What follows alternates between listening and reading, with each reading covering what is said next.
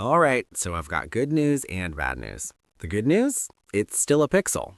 The bad news? Yeah, it's still a Pixel.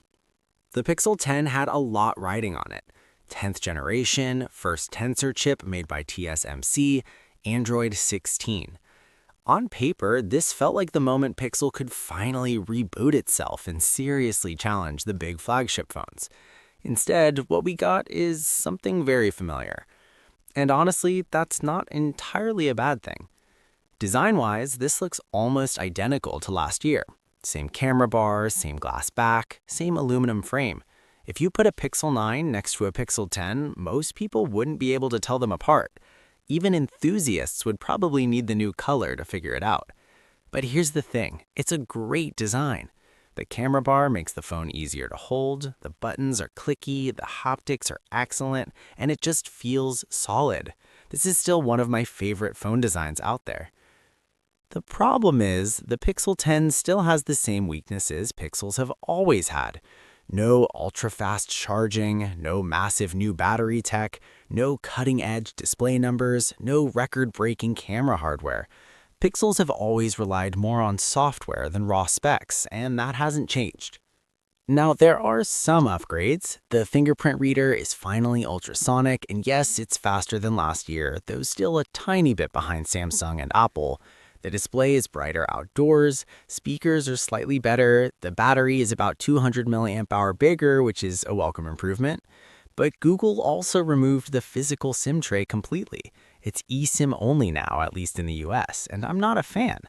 eSIM support is great, forcing it, not so much.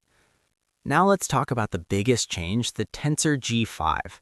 This is Google's first fully custom Tensor chip, built on a 3nm process by TSMC. On paper, this should have been the massive leap. And it's good, just not magical. CPU performance is about 30% better than last generation, but it's still well behind Snapdragon 8 Elite and Apple's A18. GPU performance is actually way behind, especially in benchmarks and gaming. This is not a gaming phone. Where Tensor shines is magic. The TPU is about 60% more powerful, and Google clearly designed this chip around machine learning and on-device intelligence. In real-world use, the phone is smooth. Apps fly, animations are fluid, multitasking is easy. But when you push it, higher resolution, heavy graphics, you can feel that it's not chasing raw power. Battery life, though, is solid. I'm getting a full day with around 6 hours of screen on time, which is perfectly fine for a phone this size. One of my favorite new features, surprisingly, is Pixel Snap. Pixel 10 finally supports Qi 2 magnetic wireless charging, and it completely changes how convenient the phone feels. MagSafe-style accessories just snap on. Car mounts, chargers, power banks, and it works really well. Honestly, this should have happened years ago. Now let's talk about software, because this is where Pixels usually win. Android 16 out of the box is great. Material U animations, haptics, customization, it all feels playful and polished.